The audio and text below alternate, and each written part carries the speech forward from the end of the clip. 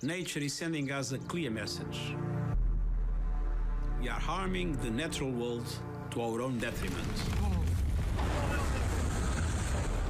Habitat degradation and biodiversity loss are accelerating. Climate disruption is getting worse. Fires, floods, droughts, and superstorms are more frequent and damaging. Oceans are eating and acidifying, destroying coral ecosystems. And now a new coronavirus is raging, undermining health and livelihoods. To care for humanity, we must care for nature. We need our entire global community to change course. Let's rethink what we buy and use, adopt sustainable habits, farming and business models, safeguard remaining wild spaces and wildlife, and commit to a green and resilient future. As we work to build back better, let us put nature where it belongs, at the heart of our decision-making. On this World Environment Day, it's time for nature. Message from the United Nations on World Environment Day, which is today, June 5th, marked every year since 1974, declared World Environment Day by the United Nations back in 1972. This is a conversation that I'm particularly interested in, and I want to welcome to the show Hayden Romano, who's the Managing Director of the Environmental Management Agency here in Trinidad and Tobago. Mr. Romano, welcome to the conversation. Good morning, Ryan, and happy World Environment Day, and it's the Environmental Management Authority. My apologies about that. Happy World Environment Day to you as well, and to all celebrating at the EMA. I'll tell you why I'm so excited about this topic, Mr. Romano. Over the last couple of months, since this pandemic has started, you would know better than I do, and you would have read much more than I would have read, that the world is actually healing. The environment, they say, is actually healing. Waters are clearing up finally. After many centuries, waters are clearing up. Birds are allowed to sing and to fly in parts of the world that they haven't been able to do for quite a long time. We've seen wildlife going all over into cities. So they say that the environment is healing during this pandemic. And this is why I think this particular conversation and this particular World Environment Day in 2020 is an important conversation. Tell me about the theme for this year, because it's both urgent and existential, the United Nations says. It is, Ryan, and please permit me, before I continue, to congratulate, because it is a big year for the Environmental Management Authority. This World Environment Day, today, June 5th, the authority celebrates its 25th anniversary. So firstly, let me send out special greetings to my dedicated staff. Congratulations on behalf of CNC3 as well. Yes, so the EMA is 25 years this year. The theme this year is it's time for nature. And I think all of us during the last 2 months have had time to meditate on the importance of the natural world, the importance of the natural environment. For those of us who felt climate change and the need to do something different with respect to our natural resources, I think we now recognize the importance. And the UN this year not only have the theme of time for nature, but a sub-theme of biodiversity. Because we're losing biodiversity. We're losing that biodiversity hourly as we speak because of human interaction with our environment. Mr. Romano, can I ask you to just stand by for me? I have to head to the 7 o'clock news, but we will continue this conversation into the second hour of the Morning Brew, because as much as we can talk, and I can talk about, the world has been healing over the last couple of months. We've seen so many raging bushfires across both America and Australia. We'll talk to you about that when we come back from the news.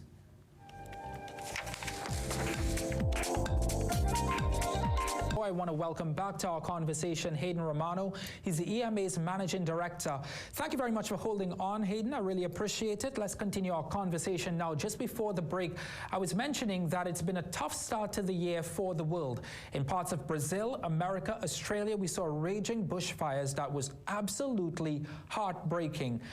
Now we've seen slightly less bushfires. We've seen a little bit of the world healing during the pandemic with less human activity across cities and towns. What do you make of it? Well, I think the focus is less human activity because all of us, I mean, the whole world was told that we had to stay home, and we were actually staying home to protect our lives. I mean, the pandemic meant loss of lives. And similarly, nature is experiencing a lot of loss because of human actions. And with humans at home, with us staying home, nature started to heal.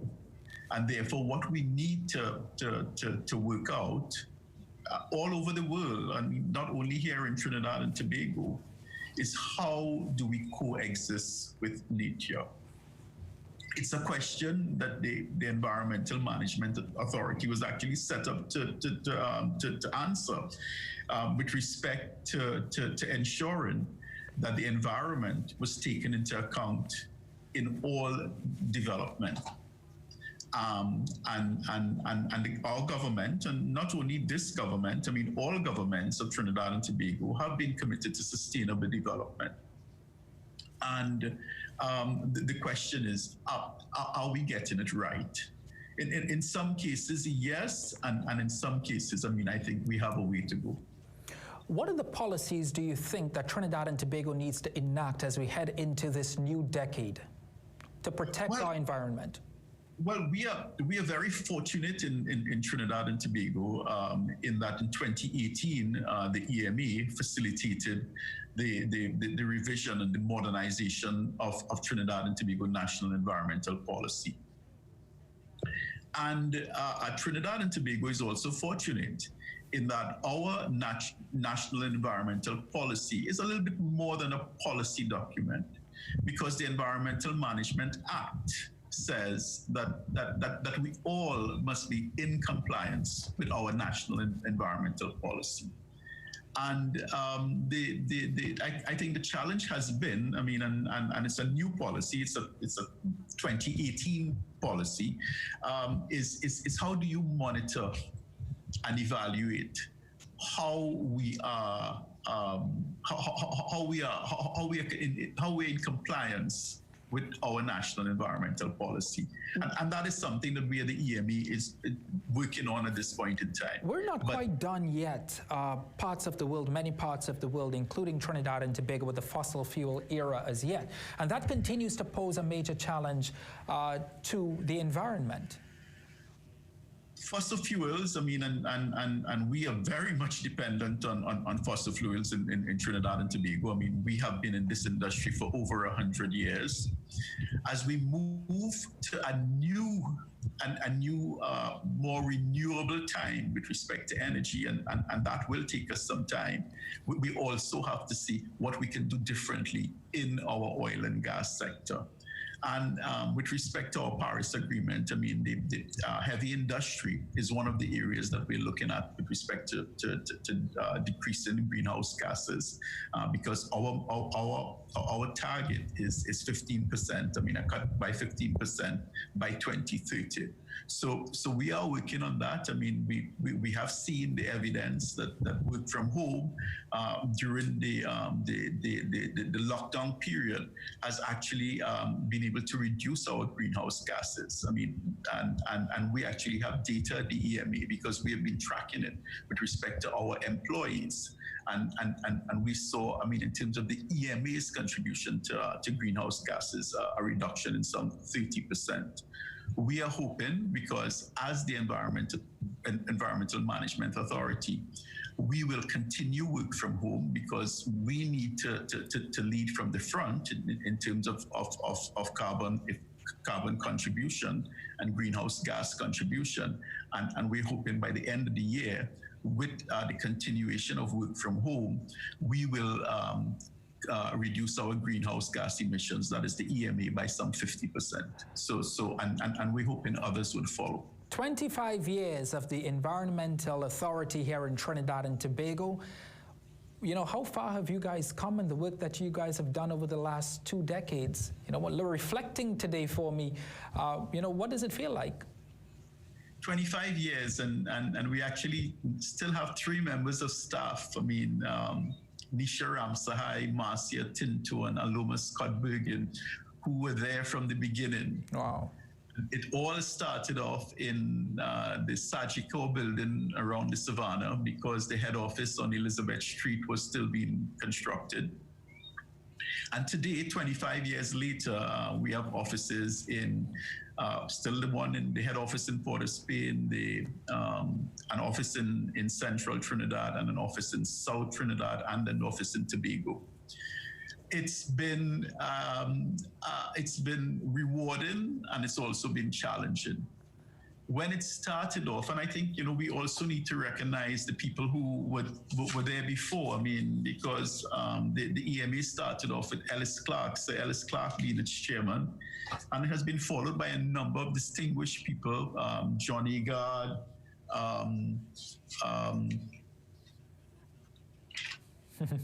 Robert Green,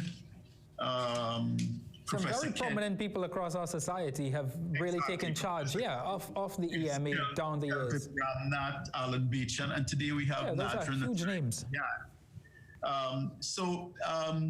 The initial years, the early years, was all about setting up this new authority, this new entity called the Environmental Management Authority.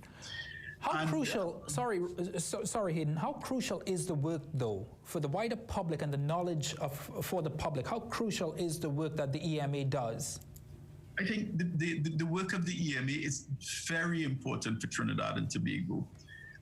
The fact that the EMA has a national register, which some people know about, some people don't know about. Every project or every person that apply for an environmental permit to the EMA, we have a register where any member of the public can come and look at their application. And a number of NGOs and CBOs and others use that facility really to be able to talk about projects that are taking place, and sometimes to express, their dissatisfaction with projects. So it's really open up transparency with respect to the environment in Trinidad and Tobago. So I think that's one of the big things that we at the EMA have accomplished. The other thing that we've accomplished is a lot of public awareness, not only through the National Register, but we also have our information center and our public education unit. Yeah. And whereas, yes, our concern is how do we get to a place of sustainable development? How do we get to a place where industry, and all commercial entities understand that there is an environmental cost for doing business? How do you guys plan to mark 25 years today? Well, we are having a virtual staff engagement, and which we expect, representative. The board will be there. The representative from the ministry will be there. When possibly our line minister will be there, because our line minister, I think, is the only surviving parliamentarian who would have been there in 1995. When the authority was established, and again, we're special in that in 1995, when the authority was established, we had the support of both houses, and in 2000 also, because in 2000 they recognized that we needed a special majority, and both sides of both the opposition and the government supported the Environmental Management Act. So therefore, we think there is recognition from all the politicians of the importance of the environment. There is certainly bipartisan support. You're right. There's certainly bipartisan support on it. Hayden Romano, happy World Environment Day. We really appreciate you being on the Morning Brew to talk us through this very important day in history. Thank you so much. Thank you, and happy World Environment Day, Trinidad and Tobago, and happy 25th anniversary to the staff of the EMA. Thank you very much, and congratulations as well on 25 years at the EMA. No easy feat by any means.